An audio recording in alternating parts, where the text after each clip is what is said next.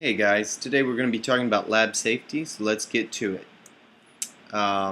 Here are my safety rules for the lab. I'm going to read through these or summarize them really quick. You must wear safety goggles when doing labs. No horseplay. You have to follow the instructions. So when you come in, sit down, wait until I give instructions. That ties into 4. If I'm not in the classroom, I don't want you messing around with lab equipment when I'm not there. If I'm not in the classroom, don't touch anything. On lab days, there is no food, no drinks, no gum allowed. You can have gum during regular class times if we're doing like lecture or worksheets or maybe even a test, but don't put it under my desks. That's gross. The 6th rule here, tables must be clean when you leave the class. The class before you will make sure it's clean, so make sure it's clean for them when they come in. Inform me of any accidents that occur, whether you break a beaker or you spill a chemical. Let me know.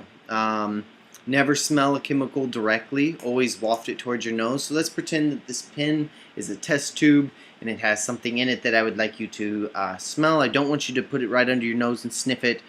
Keep it away from your face and then waft the air underneath your nose so you can smell it like that. And finally, the last rule, wash your hands with soap after the lab experiment. Make sure you do that before you go to lunch and after you use the bathroom as well, but whenever we're done with the lab, make sure you wash those hands. Alright, the emergency drench station. After I finish this slide and talk about this, I'll show you a video, a demonstration. If you get anything corrosive on you like an acid or a base, go underneath the drench station and pull the lever. Alright, and here's an example of that. Help! Chris! Chemicals! Chris! Scott, what happened to you? Get your shirt off!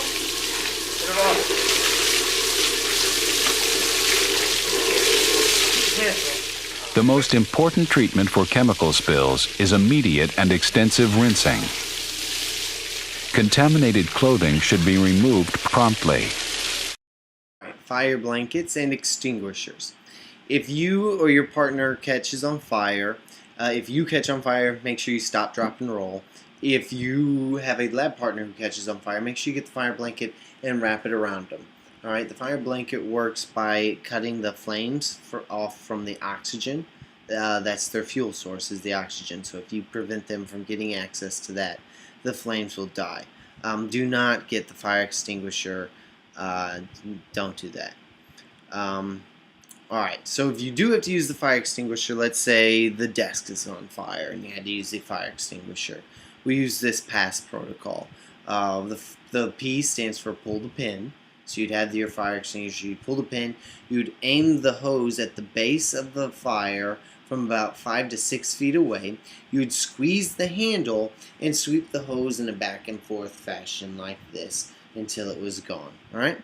And here is a video of a lady explaining how to do this. Pass. All right, I'm going to try out the pass method right now. Here I go. I'm pulling the pin, aiming, squeezing the trigger, sweeping side to side, and sure enough, success.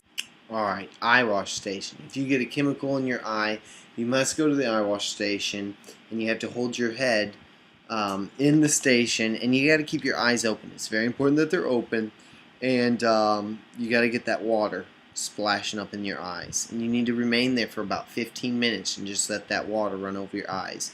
It might sound painful or horrible, but if you get like something like bleach in your eye, you definitely want to get it out there and don't leave it in the eye to mess up your eyes.